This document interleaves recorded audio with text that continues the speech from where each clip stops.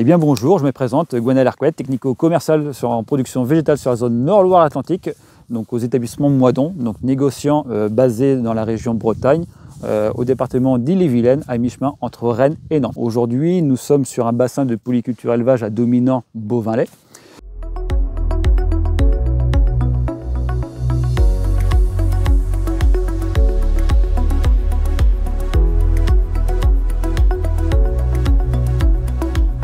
Aujourd'hui, chez certains agriculteurs qui souhaitaient aller dans une démarche plus vertueuse et plus en approche avec l'environnement, on a voulu réduire l'usage tout simplement de la charrue. Et donc l'idée, c'était justement de conforter une meilleure activité de la vie microbienne.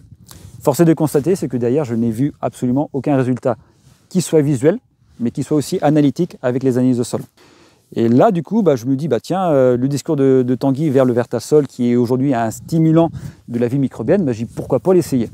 Pour justement valoriser tous les éléments qu'on pouvait apporter dans la fémure à notre sol. Et donc, du coup, d'ailleurs, exploiter ces éléments-là qui sont aujourd'hui en stade de dormance et qui sont inexploités.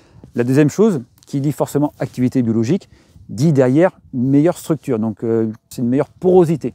Donc, l'idée d'avoir une meilleure porosité, c'est aussi un 2 en 1 pour notre culture. Notre culture va pouvoir étendre son tissu racinaire beaucoup plus profondément. Et donc l'idée, d'ailleurs, mieux supporter certains stress.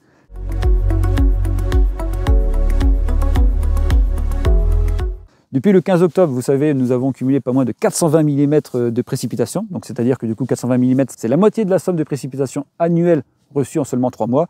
Et là, aujourd'hui, on se retrouve dans une parcelle de 14 hectares. Et je trouve qu'au niveau du stade, on est plutôt sur un stade plutôt homogène. On est vraiment sur un colza qui a une meilleure porosité, donc une meilleure filtration de l'eau. Et donc l'eau ne stagne pas et donc du coup fait aussi les bienfaits de mon colza. Aujourd'hui, je peux m'enfoncer à peu près de 10 cm dans cette parcelle-là. Et on voit que le colza, pour l'instant, il est vert.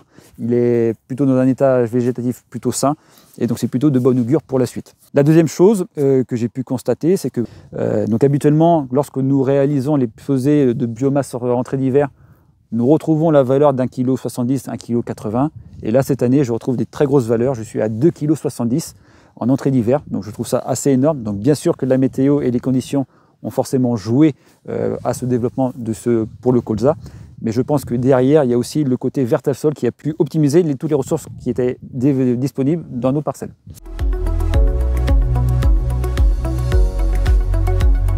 Donc, aujourd'hui, Vertasol m'a convaincu dans son utilisation, dans son approche, dans l'apport visuel. Clairement, si vous vous posez la question d'utiliser du Vertal, arrêtez-vous de vous la poser. Aujourd'hui, vous n'avez rien à perdre, vous avez tout à y gagner. Donc clairement, aujourd'hui, n'hésitez pas à essayer quelques produits Vertal. Et je vous demande même de vous interroger sur le Vertasol qui, pour moi, aujourd'hui, est peut-être demain la clé de bon nombre de nos solutions et pour limiter certains intrants dans notre programme.